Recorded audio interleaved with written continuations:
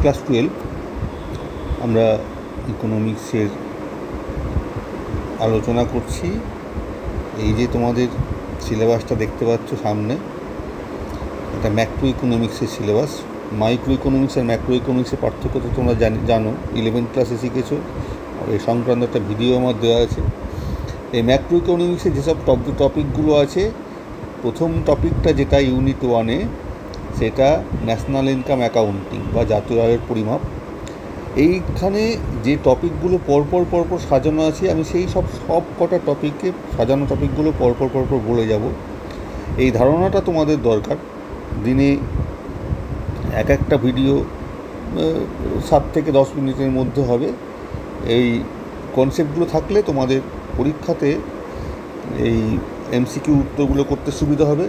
জানো তো এমসিকিউ তোমাদের কত নম্বর আসবে? এমসিকিউ তোমরা আসবে হচ্ছে 40 নম্বরের এমসিকিউ আসবে। এই 40 নম্বরের এমসিকিউ তোমাদের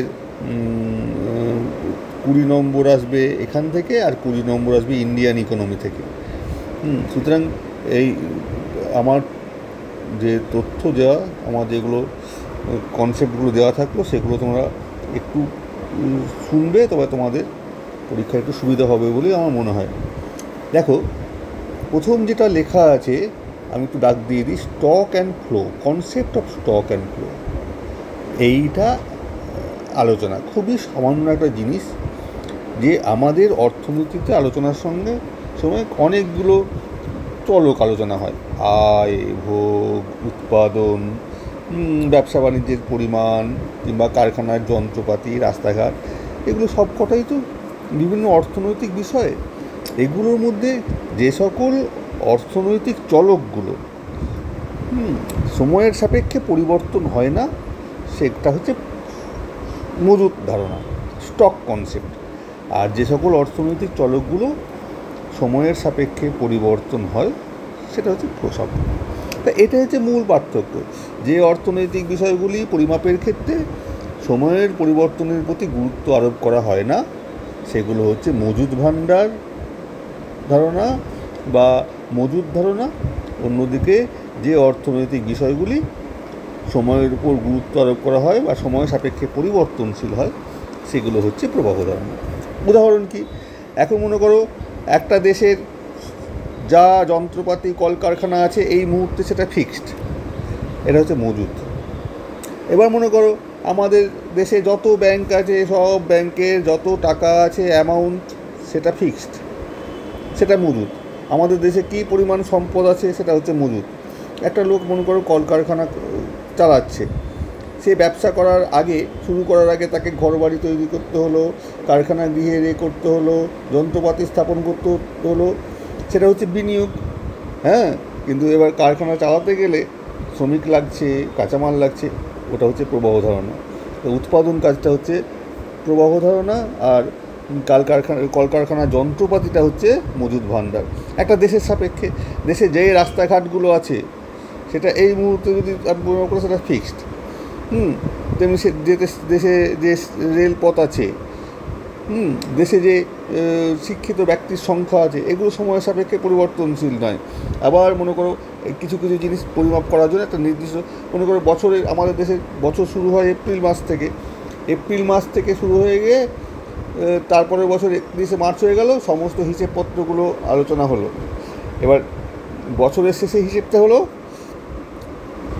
সেটা হচ্ছে যেগুলো সময়ের সাপেক্ষে পরিবর্তনশীল হলো, জাতীয় আয়, বিনিয়োগের পরিমাণ, মাথাপিছু আয়, এইগুলো হচ্ছে সব কৃষিজাত পণ্য উৎপাদনের পরিমাণ, এগুলো সব হচ্ছে প্রবাহ ধারণা। আর কলকারখানার সংখ্যা বা মূলধনের পরিমাণ, দেশের সড়কপথ, দেশের রেলপথ, দেশের ব্যাংকের অ্যামাউন্টের পরিমাণ, এগুলো সব হচ্ছে স্টক কনসেপ্ট। এই হচ্ছে স্টক আর ফ্লো কনসেপ্টের মূল পার্থক্য। তা পরীক্ষার সময় তোমাদের কীরকম করে কোশ্চেন আসতে পারে? মনে করো মজুদ বা প্রবাহ, এই দুটো কনসেপ্ট, মজুদ কনসেপ্ট, প্রবাহ কনসেপ্ট, এর পার্থক্য করা হয় মূলত কিসের সাপেক্ষে? স্থানের সাপেক্ষে, দেশের সাপেক্ষে, সময়ের সাপেক্ষে, ব্যক্তির সাপেক্ষে। মনে করে 4টে দিলাম, তা কোনটা হবে? সময়ের সাপেক্ষে, এটা হচ্ছে উত্তর। নিম্নের কোনটি মজুতের উদাহরণ দিয়ে বলল জাতীয় আয়, মূলধন গঠন, দেশের মোট সম্পদের পরিমাণ, মাথাপিছু আয়। তা দেশের মোট সম্পদের পরিমাণ, এটা উত্তর হয়ে গেল। মনে করো আর একটা বললাম যে রেল, নিচের কোনটি প্রবাহের উদাহরণ দিয়ে কোশ্চেন বললাম রেলপথের দূরত্ব, দেশের মোট খনিজ সম্পদের পরিমাণ, দেশের মোট মূলধন, বা দেশের জাতীয় উৎপাদন, স্থূল জাতীয় উৎপাদন, জিএনপি বা জিডিপি, যেটা একটা বললো, তখন ওই উৎপাদনটা বলে দেবে। এইভাবে পরীক্ষার সময় এমসিকিউ আসতে পারে। এইটা হচ্ছে কনসেপ্ট, বিভিন্ন বইয়ে এইগুলো সব কনসেপ্টগুলো দেওয়া আছে। যে তোমরা এটা মূল ব্যাপার, যেটা সময়ের সাপেক্ষে পরিবর্তনশীল অর্থনৈতিক চলরাশি প্রবাহ ধারণা, যে সকল অর্থনৈতিক চলরাশি সময়ের সাপেক্ষে পরিবর্তনশীল নয়, সেটা হচ্ছে মজুদ ধারণা। এটাই হচ্ছে মজুদ ধারণা আর প্রবাহ ধারণার মূল পার্থক্য। ঠিক আছে, তবে একটা কথা মনে রেখো, যে শেয়ার বাজারে যেটা আমরা বলি, সেই স্টক আর শেয়ার আমরা যে স্টক মার্কেট বলি বা শেয়ার মার্কেট বলি, সেই শেয়ার, এই স্টকটা আর এই স্টকটার মধ্যে কিন্তু পার্থক্য আছে। এটা হচ্ছে আমরা সময়ের সাপেক্ষে অর্থনৈতিক চলনের পরিবর্তনশীলতা, এটা পরিমাপ করার জন্য স্টক কনসেপ্ট আর ফ্লো কনসেপ্ট বলি। এককালীন মানে হচ্ছে স্টক, আর প্রবাহ মানে হচ্ছে ফ্লো।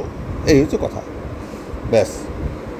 ঠিক আছে, এই কনসেপ্টটা দিয়ে দিলাম, তোমরা আমি এটা আপলোড করে দিচ্ছি।